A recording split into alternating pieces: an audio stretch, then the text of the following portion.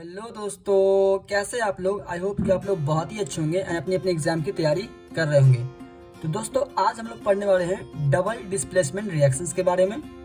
इससे पहले वाले क्लास में हम लोग सिंगल डिस्प्लेसमेंट रिएक्शन के बारे में चर्चा किए थे, जिसका हिंदी नाम था एकल विस्थापन अभिक्रिया। एंड आज हम लोग देखेंगे डबल डिस्प्लेसमेंट रिएक्शन, जिसे हम हिंदी में उभय विस्थापन अभिक्रिया कहते हैं। ठीक है, तो वीडियो के पूरे अंत तक बने रहिएगा, वीडियो को स्किप मत करिएगा, वरना ये चीज़ आपको समझ में नहीं आएगी। और ये बिहार बोर्ड के लिए और सीबीएसई बोर्ड के लिए काफ़ी इंपॉर्टेंट है। ये हर बार ये क्वेश्चंस को रिपीट किया जाता है, हर साल इसको रिपीट किया जाता है, हर एक साल और मतलब गैप कर करके ये क्वेश्चन सबको क्या कहता है, रिपीट किया जाता है। तो हम पहले बता दें, हम लोग केमिकल रिएक्शन में हम लोग 10 टाइप के केमिकल रिएक्शन को पढ़ना है, जिसमें से हम लोग आज 5 नंबर टाइप को 5वां नंबर रिएक्शंस को हम लोग देखेंगे। ठीक है, जिसका नाम है डबल डिस्प्लेसमेंट रिएक्शन। इससे पहले वाली वीडियो में अगर आप single displacement reaction, combination reaction, decomposition reaction, electrolysis reactions, ये सब सारे रिएक्शन अभी नहीं देखे हैं तो जाके वीडियो का लिंक डिस्क्रिप्शन में दे दिया गया, वो सब जाके रिएक्शन देख ले।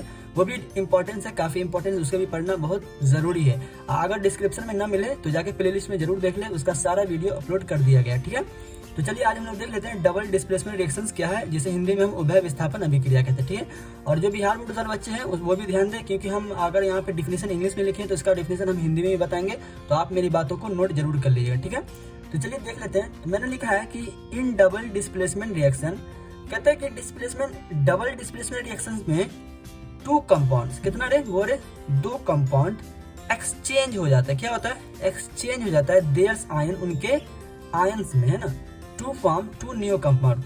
जब 2 कंपाउंड में क्या होता है, एक्सचेंज होता है उनके आयन, तब फिर मेरा क्या बनता है, 2 कंपाउंड बनता है। 2 कंपाउंड फिर बनता है, फॉर्म 2 न्यू कंपाउंड्स, इस कॉल्ड वही डबल डिस्प्लेसमेंट रिएक्शंस कहलाता है। सिंपल वे में आप इसे ऐसे कह सकते हैं। ओके, अब यहाँ देखिए, मैंने स्टार में लिखा है कि the general formula of double displacement reaction. Double display, जैसे मैं आपको पहले बताया था कि सिंगल डिस्प्लेस रिएक्शन का जो फॉर्मूला होता है उस किस बेस पे था, और यहाँ पे भी मैं डबल डिस्प्लेस रिएक्शंस का एक सिंबल फॉर्मूला बता रहा हूँ। इसी बेस के हिसाब से हमारा रिएक्शंस होता है, इसी बेस के हिसाब से हम रिएक्शंस करते हैं और रिएक्शंस की पहचान करते हैं कि कौन डबल डिस्प्लेसमेंट रिएक्शन है और कौन सिंगल डिस्प्लेसमेंट रिएक्शन है। तो मैं पहले ही चर्चा कर चुका हूँ कि अगर एक एलिमेंट किसी कंपाउंड के साथ डिस्प्लेसमेंट रिएक्शंस करता है, मतलब रिएक्ट करके एक एलिमेंट और एक एलिमेंट डिस्प्लेस हो जाता है, एक एलिमेंट से कोई दूसरा एलिमेंट क्या होता है, डिस्प्लेस हो जाता है, तो उसे हम सिंगल डिस्प्लेसमेंट रिएक्शन कहते हैं कि नहीं। लेकिन यहाँ पे डबल डिस्प्लेसमेंट रिएक्शन में क्या होगा कि 2 कंपाउंड रहेगा, कितना बोले 2 कंपाउंड रहेगा, और उस 2 कंपाउंड में एक एक एलिमेंट क्या होगा, डिस्प्लेसमेंट होगा, मतलब कि दोनों का दोनों देखे में गया कि डिस्प्लेसमेंट हो गया। ठीक है, लाइक जैसे मैं यहाँ पे लिखा हूँ the general formula of double displacement reaction. यहाँ पे देखिएगा, मैंने एक कंपाउंड लिया है एक्स एंड वाई। क्या बोले, एक्स वाई क्या है, मेरा कंपाउंड है, एंड दूसरा कंपाउंड मेरा क्या है, ए और बी। जैसा कि मैंने बताया यहाँ पे 2 कंपाउंड से लेना है। ठीक है, तो 2 कंपाउंड्स है, और इस 2 कंपाउंड में क्या किया मैंने, their ions form the new compound. जब चेंज होता है, क्या होता है, कंपाउंड्स क्या होता है, चेंज होता है, एक दूसरे के साथ क्या चेंज करता है, उनके आयंस में, है ना, आयंस में चेंजेस होता है, तो मेरा क्या होता है, वही डबल डिस्प्लेसमेंट रिएक्शंस कहलाता है। तो मैंने देखिए यहाँ पे क्या किया है, यहाँ पे जो मैंने जब रिएक्ट करवाया तो ये एक्स जो है, ये एक्स क्या करता है, ये बी के साथ एक्सचेंज करता है। मैं वाई को हटा करके इसकी जगह पे, वाई की जगह पे बी को ले आता है, एंड नाउ जैसे ही मैंने यहाँ पे एक्स की जगह पे ये ए को उठा के ले आता है। ठीक है, तो यहाँ देखिए जैसे मैंने रिएक्शन करवाया तो ये एक्स क्या किया, इस बी के साथ चला गया। ओके, ये एक्स क्या किया, इस बी के साथ चला गया, एंड ये वाई किसके साथ चला गया, ए के साथ चला गया। यहाँ पे डिस्प्लेसमेंट हो गया, तो 2 को डिस्प्लेसमेंट हुआ ना, इसीलिए हम यहाँ पे कहते हैं डबल डिस्प्लेसमेंट रिएक्शन। इसी को हम क्या कहेंगे बाबू, डबल डिस्प्लेसमेंट रिएक्शन कहेंगे। यहाँ पे जब मेरा डिस्प्लेस हुआ तो एक्स ए के साथ, एक्स जो था वो बी के साथ आया, यहाँ पे एक्स बी बना, एक कंपाउंड बना, अब प्लस वाई किसके साथ आया, ए के साथ, तो ए वाई हुआ, तो ये मेरा एक दूसरा कंपाउंड बना।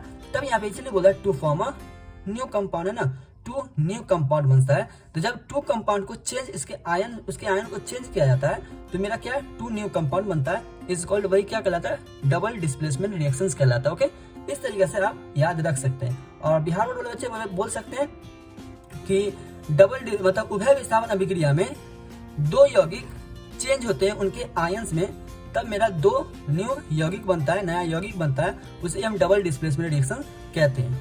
क्लियर है।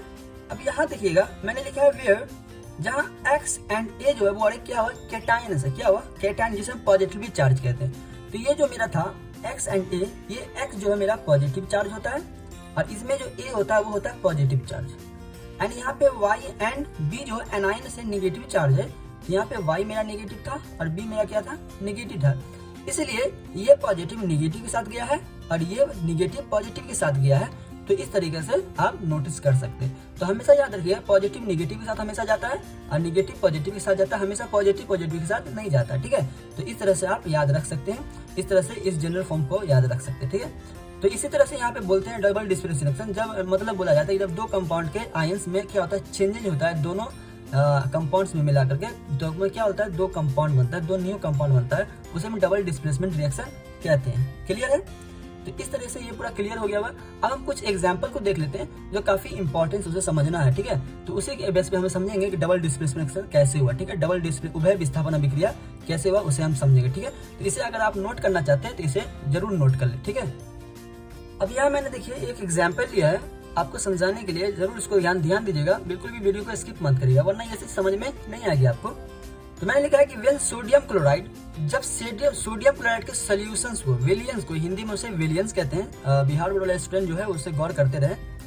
जब सोडियम क्लोराइड के विलियन को इज ऐड किया जाता है टू सिल्वर नाइट्रेट के सोल्यूशन में, मतलब कि जब सोडियम क्लोराइड के विलियन को सिल्वर नाइट्रेट के विलियन में क्या किया जाता है, ऐड किया जाता है, देन तब जो होता है silver chloride and sodium nitrate बनता है, to form nitrate are formed बनता है। ठीक है, तो कैसे, जैसे देखिए मैंने यहाँ पे लिया सोडियम क्लोराइड, ये मेरा NaCl क्या बोले सोडियम क्लोराइड है, एंड यहाँ पे क्या है मेरा सिल्वर नाइट्रेट है। जब मैं इसके दोनों के विलियन को क्या करता हूँ, मिक्स करता हूँ, तो यहाँ पे क्या होता है, मतलब जब ये ऐड करता हूँ तो यहाँ पे क्या होता है कि Na जो होता है वो क्या होता है इसके साथ, क्लोरीन के साथ, सॉरी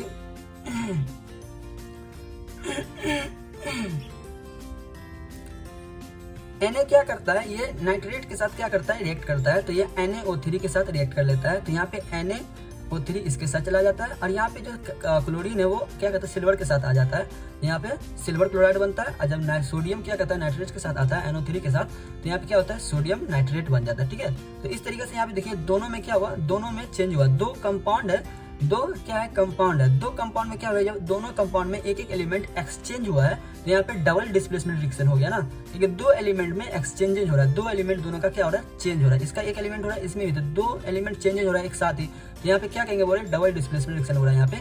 और यहाँ पे AgCl ये क्या मेरा, ये क्या है, प्रिसिपिटेट है, जैसे हम अपक्षेप कहते हैं, क्या कहते हैं बोले, अपक्षेप कहते हैं। अपक्षेप को जैसे आप समझ सकते हैं ऐसे कि जब आप पानी में सरफ को घोलते हैं तो वहाँ पे जो फेन निकलता है सरफ का, उसे ही अपक्षेप कहा जाता है। तो लाइक यहाँ पे भी क्या है, सिल्वर क्लोराइड का अपक्षेप बनता है, और सोडियम नाइट्रेट क्या बनता है मेरा, सोडियम नाइट्रेट को खाद बोला जाता है। जैसे अभी यहाँ पे देख लीजिए, तो मैंने लिखा है in this reactions silver chloride जो है is obtained as a precipitate, मतलब यहाँ पे क्या कहते हैं कि रिएक्शंस के दौरान, मतलब जो जब रिएक्शन करवाया जाता है सोडियम क्लोराइड को और क्या कहते हैं सिल्वर नाइट्रेट को, बीच में क्या होता है, क्या करते हैं इसको, जब रिएक्शन करवाते हैं तब मेरा क्या बनता है बोले कि यहाँ पे देखिए गौर से, ऑब्टेन्ड मेरा वाला सिल्वर क्लोराइड जो बनता है यहाँ पे, ये क्या बनता है, प्रिसिपिटेट है। क्या है बोले, हम जब अगला वीडियो अपलोड करेंगे प्रिसिपिटेट रिएक्शंस का, तो इसके बारे में काफी डिटेल्स में बात करेंगे।